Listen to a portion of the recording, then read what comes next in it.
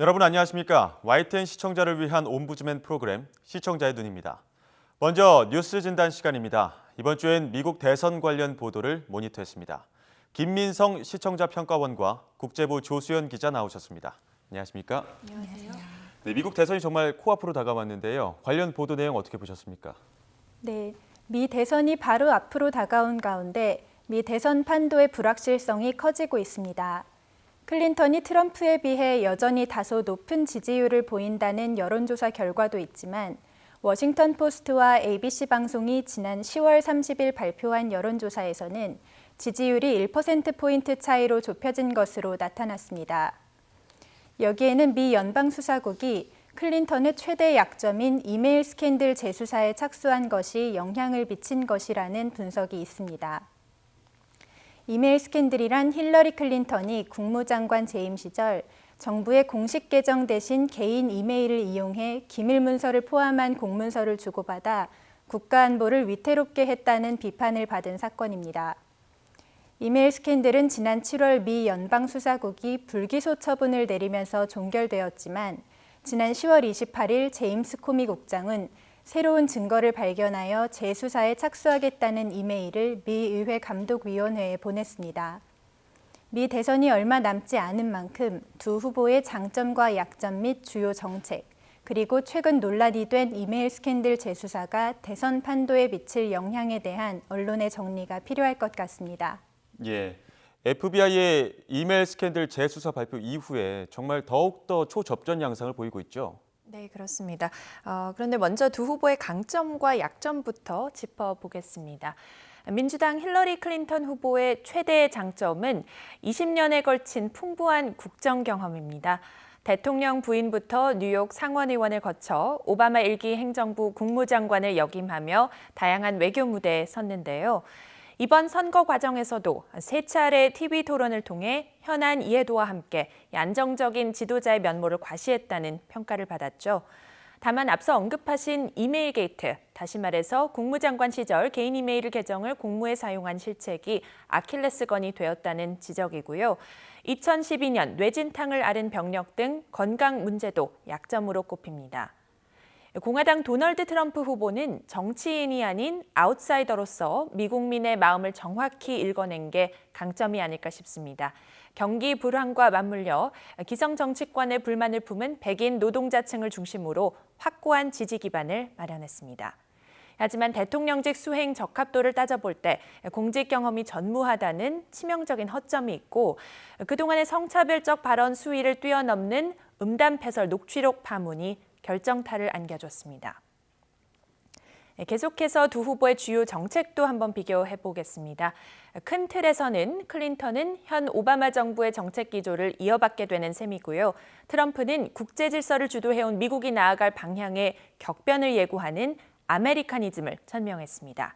안보 정책부터 보면 클린턴은 국제 평화를 지키기 위해 동맹들과의 관계와 협력 기조를 유지해 나간다는 방침입니다. 동북아에서는 한일과 손잡고 중국에 대항하는 동시에 북한에 대해선 비핵화가 이루어지기 전까지는 압박과 제재를 이어갈 것으로 보입니다. 반면 트럼프의 노선은 고립주의와 미국 우선주의로 요약할 수 있겠습니다. 미국이 손해보면서 세계 경찰이 될 수는 없다. 다른 나라 문제에 더는 개입하지 않겠다는 건데요. 우리나라를 비롯한 동맹국들에는 미군 주둔 비용을 더 부담해야 한다며 안보 무임승차론을 주장하기도 했습니다. 다음은 두 후보가 안보만큼 큰 대립각을 세워온 분야, 바로 이민 문제인데요. 우선 클린턴은 이민 사회에 대해 포용적인 입장을 고수하며 불법 체류자 문제 해결을 위해서 이민 개혁안을 최우선 과제로 꼽았습니다. 트럼프는 불법 체류자들이 미국인의 안보와 일자리를 위협한다며 강력한 이민 통제 정책을 시사했는데요. 멕시코 국경 장벽 공약도 이런 맥락에서 나온 겁니다. 경제 통상 분야에서는 누가 당선되더라도 미국의 국익을 앞세운 보호무역 강풍이 예상됩니다. 두 후보 모두 기존의 자유무역 협정 FTA를 재검토해야 한다는 입장인데요. 트럼프의 경우 모든 무역 협정을 재협상하겠다고 밝혀 전방위적인 통상 압력을 예고하고 있습니다. 국제사회에 영향이 닿을 분야를 중심으로 두 후보의 정책 살펴봤습니다만 다른 국내 현안도 간략히 정리해보면요. 클린턴은 부자 증세, 낙태 자유, 또 합리적 규제를 통한 총기 소유 제한을, 그리고 트럼프는 부자 감세, 총기 소유의 자유, 그리고 낙태 반대 등을 주장하고 있습니다. 이제 미국 대선 정말 코앞으로 다가왔습니다. 최근 등장한 이메일 스캔들 재수사 논란 등이 막판 판세를 얼마나 좌우할지 주목되는데 세기의 대결을 끝까지 지켜봐야겠습니다. 50개 주 전역의 투표 시작부터 마감까지 장장 24시간이 걸리고 개표 작업도 시차를 두고 순차적으로 진행되는데요. 경합 지역 상황에 따라 이르면 우리 시각 수요일 오전, 늦어도 수요일 저녁에는 당선자 윤곽이 드러날 전망입니다. 예, 아무래도 대선 결과에 따라서 한미 관계에도 큰 파장이 있지 않겠습니까? 네, 그렇습니다. 미 대선이 한미 관계와 대북 정책에 미칠 영향에 대해서도 주목할 필요가 있습니다. 미국의 차기 대통령이 결정되면 한미 간 외교나 안보 이슈, 경제 이슈 등에 있어 대외 관계의 새 국면을 맞이하게 됩니다. 지난 60여 년 동안 미국의 대선 등 주요 선거 전후에 여러 도발 행위를 해온 북한이 6차 핵실험이나 추가 미사일 도발을 할 가능성도 제기되고 있습니다. 따라서 이에 대한 한국 정부의 기민한 대응 전략 설정이 필수적입니다. 이를 위해 주목해서 살펴봐야 할 주요 외교 및 안보 이슈에 대한 언론의 분석이 필요해 보입니다. 특히 현재 한국은 최순실 국정 개입 파문으로 권력이 위기에 처해 있습니다. 이러한 상황에서 미국 권력 교체에 대응하여 정상적인 외교가 진행될 수 있을지에 대한 우려도 제기되고 있습니다. 외교부는 현재 박근혜 대통령의 정상 외교에 어떠한 변동 사항도 없다며 외교 위기론을 일축한 바 있지만 국내 리더십 약화가 외교력의 약화로 이어지지 않도록 이에 대한 언론의 지속적인 모니터링이 필요해 보입니다. 예, 대북 정책 혹은 외교적인 상황도 어떻게 전개가 될까요? 네, 미국의 새로운 행정부 출범은 한미 관계나 북미 관계의 변화를 가져오는 요인으로 작용한 적이 있었습니다. 지난 2000년에 미국의 빌 클린턴 행정부는 북미 관계 개선에 적극적인 태도를 보였습니다. 그러나 그해 말 대선에 승리하고 2001년 1월 출범한 조지 W. 부시 대통령 행정부는 남북 협상에 대해서도 부정적인 입장이었습니다. 네, 이 시기에 한국 김대중 정부는 부시 행정부와의 대북 정책 공조 협의에서 성공하지 못했습니다.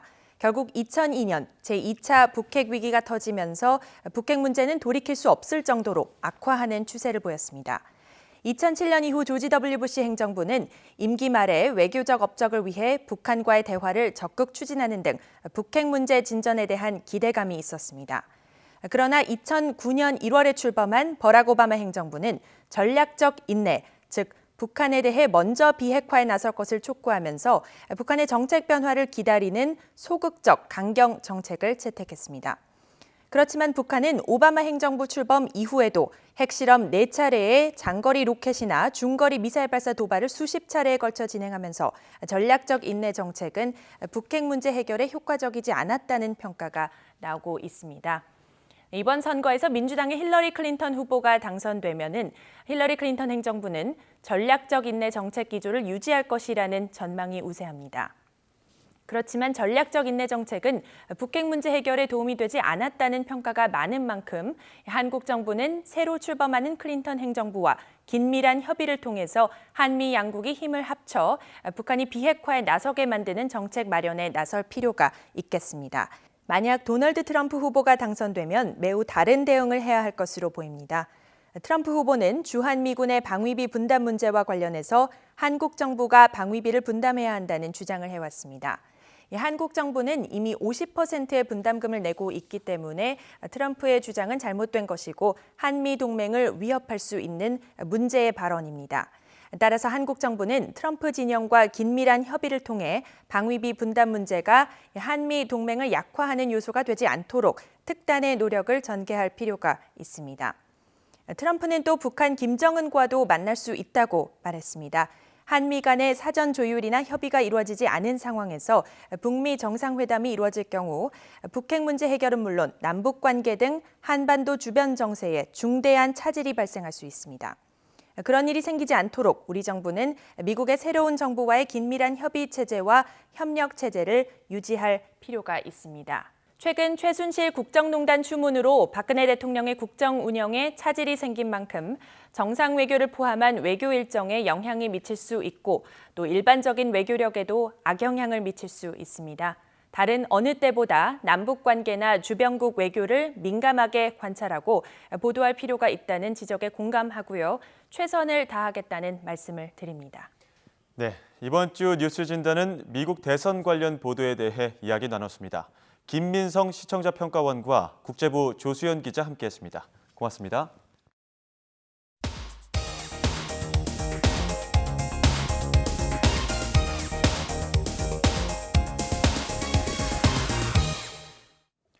지상파 DMB 채널인 YTN DMB 프로그램을 평가하는 내가 본 YTN 순서입니다.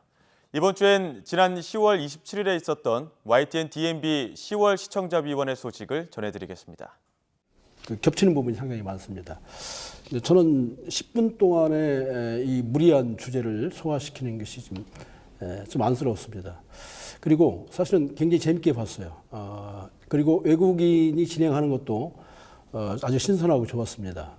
그리고 거의 피부색만 다르지 정말 말도 잘하고 우리 문화를 저렇게 잘할 수가 있을까 깜짝 놀랄 정도로 능숙하게 그걸 진행하는 걸 보고 깜짝 놀랐습니다. 그래서 굉장히 그건 좋았고요, 개인적으로. 혹시 그 말투가 좀 어색하다면 그 자막으로 좀 처리하면 안 됩니까? 그 자막으로 해서 그때 좀 어색한 부분만 자막으로 처리하면 충분히 소화를 시킬 수 있을 거라는 생각이 들었고, 시청자 대상을 좀 분명히 했으면 좋겠다. 외국이면 외국인, 내국이면 내국인. 이게 두 가지 컨셉이 합치다 보니까 이게 구석구석인지 아니면 유명 어떤 관광지를 소개하는 것인지 이게 애매한 거예요. 차별화 포인트로 제시하셨던 여러 가지 포인트들이 잘 녹아들었을까? 뭐 6시 내 고향 아니면 무슨 다른 프로그램에서 나오는 동네 풍경, 뭐 시장 풍경을 이렇게 표현하는데 그치지 않았나라는 생각도 들더라고요. 미션을 수행하는 부분들이 많이 나오던데요. 강화도뿐만 아니라 여러 가지 편에서 그런 그 수행하면서 그 프로세스들이 타 방송사들 연예 오락 프로그램에서 했던 뭐 이런 거 미션을 틀리면 뭐 밥을 안 준다거나 식상한 내용들 뭐 그런 내용들을 아주 끼워 맞추기식으로 좀 넣지 않았나라는 생각도 들고요. 저는 이제 인터넷 홈페이지에서 1편부터 이제 9편까지 이제 다 봤는데요. 그러니까 포맷이 똑같아요. 그러니까 뭐 체험, 명소, 뭐 시장, 뭐 이제 사람 혹은 삶 이렇게 얘기를 할 수 있겠죠. 음식, 뭐 이제 이 너무 비슷하게 나와가지고 이제 하여튼 다른 프로그램과 차별화는 좀 잘 이루어지지 않았다. 그래서 이제 만약에 저한테 이제 제안을 하라고 한다면. 일종의 이제 그 주제 혹은 테마를 가지고 방문지를 찾아보는 건 어떨까 하는 생각이 듭니다. 뭐 예를 들어서 그림 속의 그곳, 뭐 우리나라 이제 뭐 옛날 그림도 있을 거고 현대 그림도 있을 거고 그래서 뭐 그림 속의 그곳 해가지고 이제 거기 찾아가 가지고 본다든지 아니면 뭐 영화 속의 그곳, 물론 이제 이런 포맷을 뭐 썼던 때도 있을 것 같긴 합니다만 그런 식으로 조금 이렇게 각 회별로 테마 혹은 뭐 주제 이런 게 좀 다르면 어떨까 하는 생각이 들었습니다. 그래서 그러면 이제 좀 참신성 여기 이제 이 프로그램에서 얘기하는 참신성이라는 게 좀 살아날 수 있지 않을까 하는 생각이 들었습니다. 이 프로그램을 통해서 뭐 한국식 문화 콘텐츠를 육성을 하고 외국인 MC가 한국의 구석구석을 들여다봄으로써 다른 여행 프로그램과의 차별화를 이루겠다 이런 의도에서 만들어진 것 같습니다. 그런데 과연 그 차별화가 이루어졌느냐? 뭐 방금 우리 박 의원님, 권 의원께서도 말씀하셨지만은 타 방송사하고 거의 뭐 다른 게 없지 않나라는 생각이 좀 듭니다. 특히 외국인 MC를 이제 사용을 해서 뭐 이렇게 그 프로그램을 이제 진행해 나갑니다만 외국인 MC가 나오는 그 프로그램 많죠. 뭐 다른 방송에서도 직접 뭐 1박 2일 뭐 체험하는 그런 프로그램도 있고. 그래서 과연 외국인만 들어와서 이것이 차별화가 되는 것인가? 우리 한국 사회가 갖고 있는 다양한 사회 문제를 고발하고 또 개선하고 대안을 만들고 또 그러면서 재미도 있어야 되고 또 공정성도 있어야 되고 상당히 어려운 것 같습니다. 제가 위원장으로 있으면서 과연 YTN과 YTN DMB를 얼마나 이해하고 언론의 어떤 그 종사하시는 분들에 대한 시각 얼마나 이해했는가. 한국 사회가 갖고 있는 문제, 특히 젊은이의 일자리가 문제가 많은 것 같은데 일자리 창출에 기여하는 그런 걸 많이 해보고 싶었고 단순히 문제점을 지적하는 것이 아니라 뭐 대안을 제시하고 어떤 비전을 제시하는 그런 언론상을 찾고 싶고 그거에 대한 대안을 찾고 싶었는데 사실은 중간에 몇 번 시도를 해봤지만 한계를 많이 느끼고요. 이렇게 많은 시간에 좋은 분들이 와서 또 시간을 많이 할애하는데 이것이 건설적이고 발전적이었으면 좋겠다. 단순한 요식행위가 아니라 구석구석 안 가본 곳, 그 다음에 또 이제 다시 오고 싶은 대한민국, 가보고 싶은 대한민국 해서 외국인을 또 대상으로도 한 것 같은데 사실 그 투 컨셉이 어떻게 보면 조금 충돌이 되는 면도 있는 것 같아요. 외국인 입장에서는 그나마 우리 쪽에 좀 유명한 곳들이 소개가 먼저 돼야 될 것 같은데 또 여기서 또 구석구석 가다 보니까는 또 세세한 곳을 봐야 되고 그래서 그 부분이 조금 어느 정도 좀 절충을 해서 가장 유명한 곳 하나 정도는 뭐 프로그램 소개에 뭐 들어가도 괜찮을 것 같다라는 생각을 했고요. 어차피 지금 이 모든 기획 의도를 사실 10분 안에 다 포함시키기는 어려울 것 같고 가장 중요한 것은 한번 시청자들로 하여금 가보고 싶다. 한번 저거 나도 저희가 저거 한번 먹어보고 싶다. 이런 생각이 들게 한다면 뭐 목적은 달성한 게 아닌가 그런 생각이 들었습니다. 좋았던 점은 강화도나 수원 행궁, 정조 뭐 등등 할 때 이제 거기에 역사적인 내용을 좀 설명을 해주고 특히 문화 해설사라든지 지역 해설가들이 나와서 같이 설명을 해줬을 때 심지어 저 한국인인데도 불구하고 상당히 배우는 것도 많았었거든요. 그래서 그런 부분도 좀 더 앞으로 보강을 하면 좋을 것 같고요. 그거 외에 이제 설화나 동화, 그러니까 지역과 연관된 그런 어떤 스토리를 좀 더 보충을 하셔서 내용을 좀 풍부하게 해주시면은 오락적으로뿐만 아니라 교육적으로도 상당히 좋은 프로그램이 될 수 있을 거라고 생각을 합니다. 그 다음에 체험 아이템이 그 안에 들어가는데 4편의 이제 체험 아이템들이 가령 예를 들면 짚라인이나 헬륨 기구를 타고 올라가는 거나 뭐 패러글라이딩이나 주로 이렇게 어떤 기구를 타고서 이렇게 올라가서 하늘에서 내려다보는 그런 체험 아이템들이 다 있었어요. 근데 그거는 좀 다른 프로그램과도 차별화가 안 되고 그래서 체험 아이템을 앞으로도 계속 넣을 생각이라면 조금 더 그 지역이나 문화적인 속성이 좀 반영된 그런 체험 아이템들을 좀 더 발굴해서 그 안에 넣으면 좋겠다라는 생각을 했습니다. 이게 이제 프로그램 제작 과정에 그런 기대를 어떻게 충족할 것인가 이게 이제 굉장히 중요한 과제로 나설 수밖에 없는 그런 이제 제목상의 문제가 있는 것 같고 지금 위원님들께서 많이 말씀하신 게 결국 이제 그런 문제가 아닌가 그렇게 생각이 듭니다. 그래서 저도 좀 내용을 보면서는 이런 기대가 더 있다 보니까 훨씬 더 뭔가 다른 게 있지 않을까, 특별한 게 있지 않을까 이런 기대를 충족할 만할까 이런 의문이 들게 하는 그런 점이 있었습니다. 그래서 제가 아까 위원님들 말씀이 소제목을 쭉 말씀하셨어요. 지붕 없는 박물관, 뭐 문화와 역사 있는 곳, 그다음에 아리랑, 그다음에 뭐 오감만족 단양 이랬단 말이에요. 과연 이것이 그 지역을 상징화시키는 것이냐? 저는 수원 갈비는 압니다. 그러나 수원 통닭과 수원 한복은 몰랐습니다. 그럼 과연 무엇을 수원으로 상징화시킬 것이냐? 왜냐하면 일본이나 이렇게 해외 여행을 가도 상징을 먹거든요. 맛 별로 그렇게 차별화 있겠지만은 외국 음식이니까 차별성이 있지만은 그렇게 뭐 또 먹고 싶다 이거보다는 여기 왔을 때 내가 어떤 걸 막 상상을 한단 말이죠. 그래서 이런 것들을 하려고 했던 게 아니었나 그 소제목이. 그래서 소제목을 한번 그런 식으로 하면은 관광공사와 협조를 해서 상당히 좋은 외국인들에게 서울 하면 뭐 하면 뭐 이런 식의 발굴을 할 수 있지 않을까 그런 생각이 좀 들었습니다.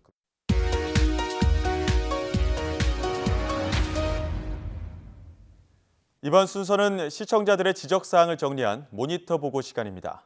YTN 뉴스를 시청하다 보면 발언의 주체 표시가 필요한 자막이나 정확한 시기 표시가 누락된 자막이 종종 나타나는데요. 시청자들은 좀 더 세심한 주의를 당부했습니다. 지난 2일 침통한 심정, 잘못한 부분 책임지겠다는 자막이 방송됐는데 현재 많은 인사가 검찰에 소환되고 있으며 위와 같은 심정의 인사가 한둘이 아닌 상황에 시청자들이 일일이 구분해 이해하기 어려우므로 각 자막마다 주체의 표시를 해주어야 한다는 지적이 있었습니다. 같은 날 위안부 자료 2,700점 기록유산 등재 신청 5월이란 자막에서 5월을 지난 5월로 해줘야 정확한 전달이 될 수 있다는 지적이 있었습니다. 또 금연 아파트 지정 관련 보도에서 복도, 계단, 엘리베이터, 지하 주차장, 놀이터만 단속이란 자막이 방송됐는데 열거된 항목 사이에 쉼표 또는 가운데 점을 사용해서 구분해줘야 한다는 지적이 있었습니다. 그리고 새누리당 이정현 대표의 발언에서 푸는 방법은이라는 제목이 나왔는데 은이 문맥에 맞지 않으므로 목적격 조사, 을이 적절하다는 지적이 있었습니다. 그런가 하면 동중국해서 가스전 추가 개발, 정부 항의라는 스크롤 자막이 나왔는데 동중국해서라고 무리하게 조사를 생략하지 않고 동중국해에서로 정확하게 사용해 의미 전달을 쉽게 할 수 있게 해주면 좋겠다는 시청자 지적이 있었습니다.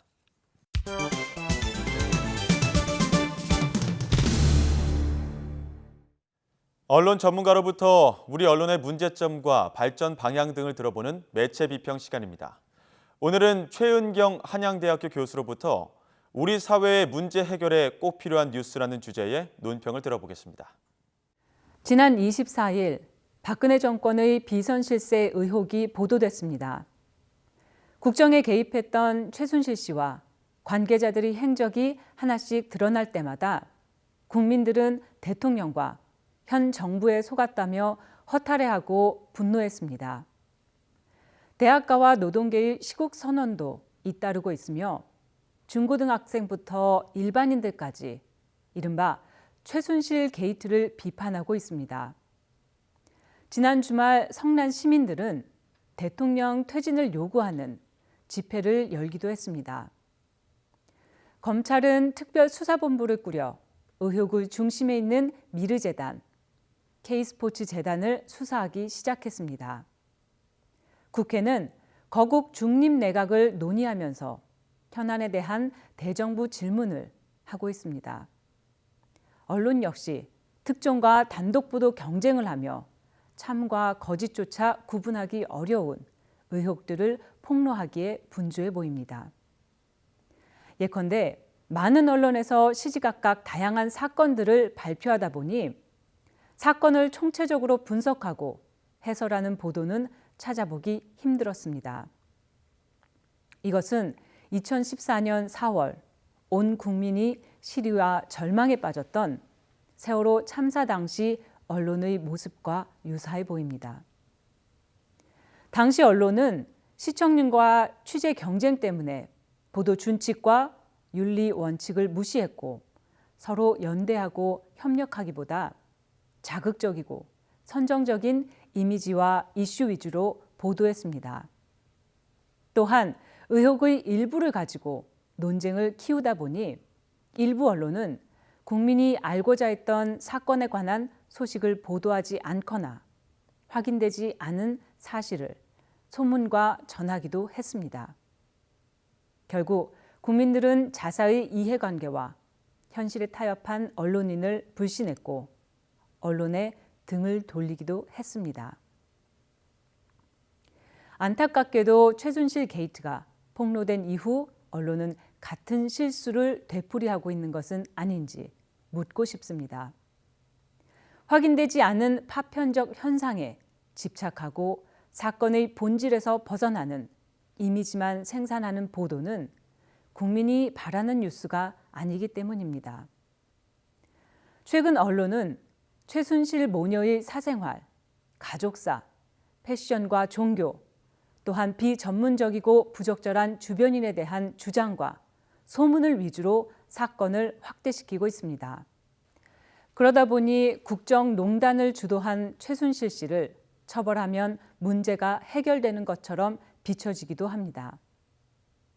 현 정부가 국민을 섬긴 것이 아니라 국민을 우롱했다는 식의 분노를 확산시키는 뉴스 프레임도 문제로 발견되었습니다. 예컨대 감정에 호소하는 표현과 이미지가 반복적으로 재현되다 보니 국민이 정작 알고 싶고 알아야 하는 것과는 거리가 먼 뉴스가 생산되고 있는 것입니다. 게다가 이미 현 정부 출범 이후부터 행해진 주요 정책 성과를 비선실세와 연관지어 보도하다 보니 진실을 알고 있는 공직자와 정치인들은 무조건 정부와 거리를 두며 모르쇠로 일관하고 있습니다. 즉, 논리와 증거로 잘못된 주장을 지적하거나 다양한 관점에서 냉철하게 분석하는 뉴스를 찾아보기 힘들었다는 것도 아쉬웠습니다. 사실 앞으로 해결해야 할 의혹이 많습니다. 때문에 언론이 의혹과 소문에 의존하며 감정에 호소하면 할수록 국민과 국가 사이의 갈등은 깊어지고 불신은 커질 수밖에 없습니다. 결국 우리 사회가 직면한 문제의 해결이 더 어려워질 수도 있는 것입니다. 국민은 국가 비리 진실을 알 권리가 있습니다. 정경유착의 의혹부터 부패 공무원, 그리고 비선실세의 부당한 권력 남용에 대한 의혹들 모두 명명백백하게 밝혀져야 합니다. 물론 정부와 검찰, 그리고 국회의 협조 없이는 진실 규명이 불가능하다는 것도 잘 알고 있습니다. 때문에 정부와 국가 권력기관을 믿고 기다릴 수밖에 없습니다. 그러나 무엇보다 국민의 편에서 끝까지 진실을 탐구하겠다는 언론의 의지가 절실할 때입니다. YTN 역시 우리 사회의 문제 해결에 꼭 필요한 올바른 뉴스를 전달하는 전달자가 되길 진심으로 바랍니다. 시청자의 눈은 시청자 여러분의 참여를 기다리고 있습니다. YTN 홈페이지 시청자 의견 코너에 글을 남겨주시면 좀 더 정확하고 공정한 방송을 만드는 데 참고하겠습니다. 이번 주 순서는 여기서 마치겠습니다. 고맙습니다.